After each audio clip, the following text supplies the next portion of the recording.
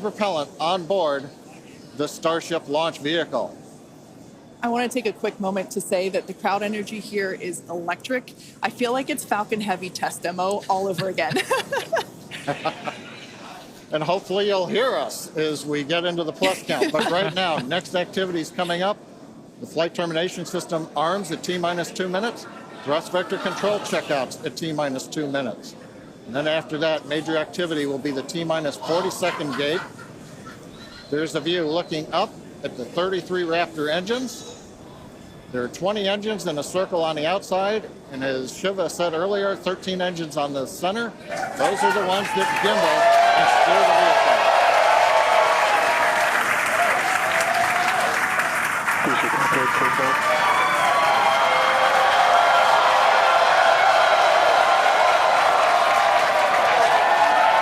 I don't think I've ever seen someone so excited for TBC wiggles.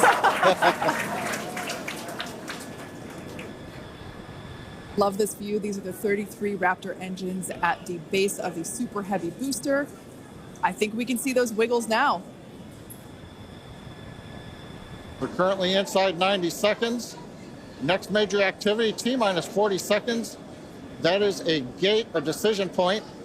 We're waiting. Possibility the propulsion team may need a few minutes. Flight termination system is armed for flight. We're getting ready for T-minus 1 minute and counting. Note, T-minus 1 minute and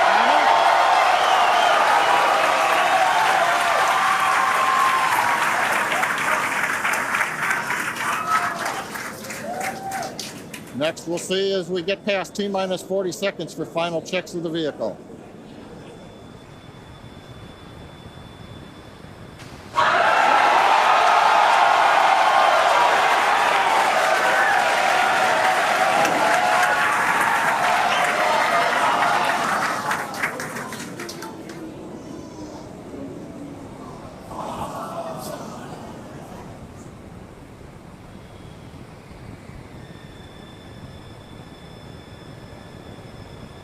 Okay, you can see the clock is recycled. Flight director has called a hold. We are recycling. For the moment, we'll see where they move the clock back to. They could hold at T-minus 40 seconds. They could go to an earlier point. Give us a minute to listen into the nets, and we'll see if we can get you more information to share.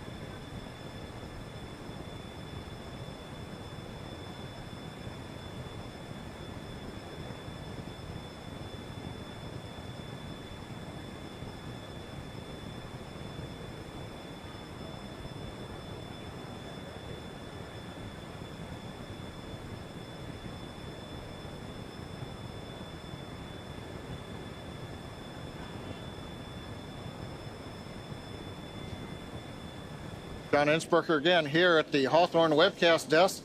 We're holding at T-minus 40 seconds. What we've heard so far is we have a couple of issues we're working. One is the booster tank pressurization. Final pressurization was just a little bit long. That's not unusual. We've held at T-minus 40 seconds before to pressurize. That appears to have been resolved. At the same time on the second stage, they're working some final purging. We should know very shortly if that is cleared and if we'll continue the countdown.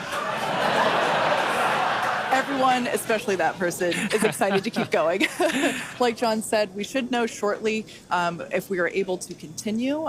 But as we mentioned before, we are able to hold up to 15 minutes and still be able to lift off today.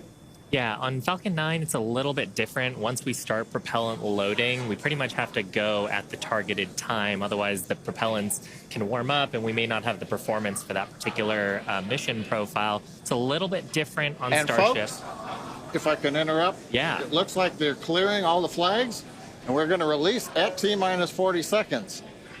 That is amazing news. Amazing. Team working quickly through their issues on first and second stages. And I'm sure all of the rehearsals and simulations that they've been doing have prepared them to evaluate this data quickly to try to get us in for today's launch attempt. For those of you just joining, we have a brief hold at the T-minus 40 second mark. The team is resolving one issue with the bleed purge on the stage 2 Raptors. Like John just said, the teams are quickly working that, and it looks like the flags are being cleared as we speak. So we should be able to resume the launch countdown any moment now.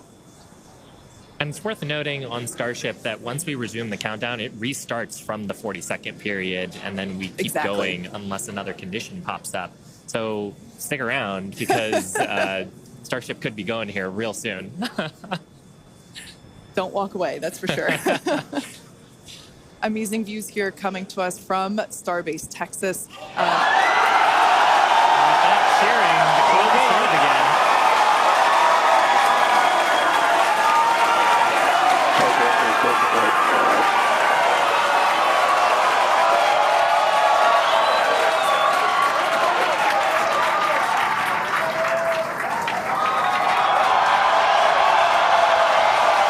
T-minus 15 seconds.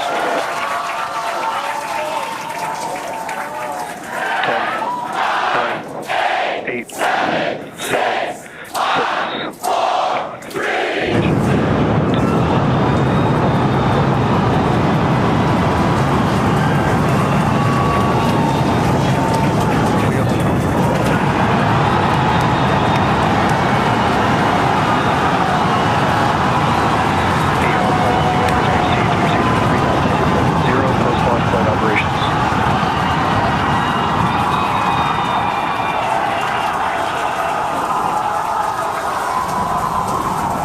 Raptor chamber pressure is nominal.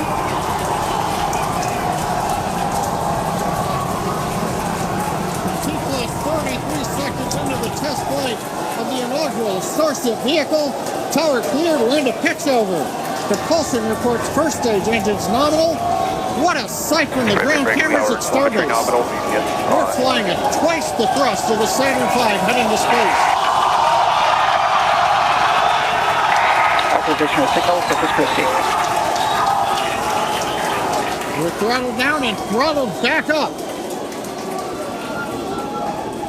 Going through the period of maximum aerodynamic pressure.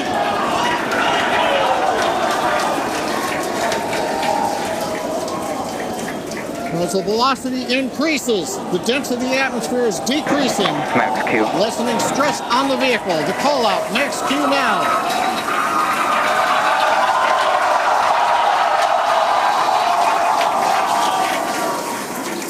Continuing to watch the first stage as we head downrange.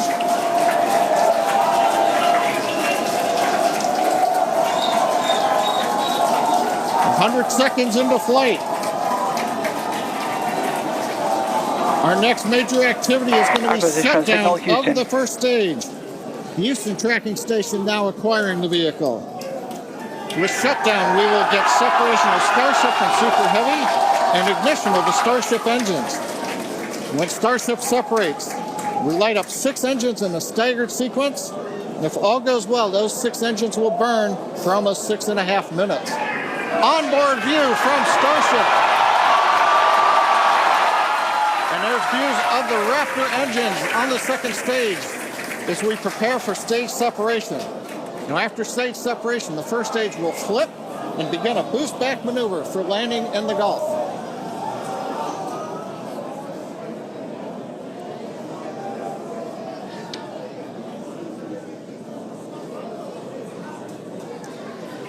Continuing to fly, 2 minutes 40 seconds. Let's get ready for main engine cutoff. Booster engine cutoff. Beginning to flip for stage separation.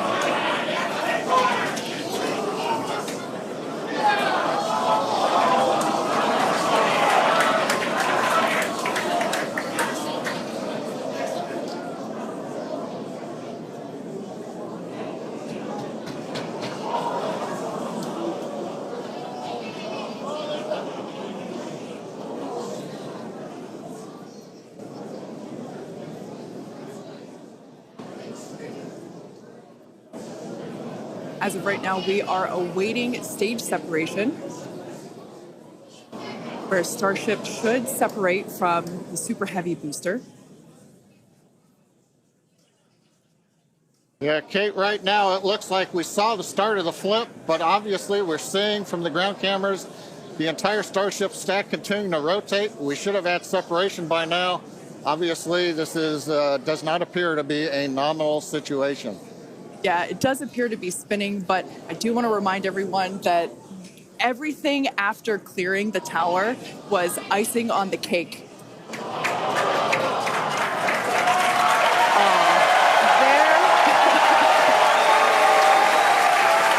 As you saw, as we promised, an exciting end to the Starship inaugural integrated test flight.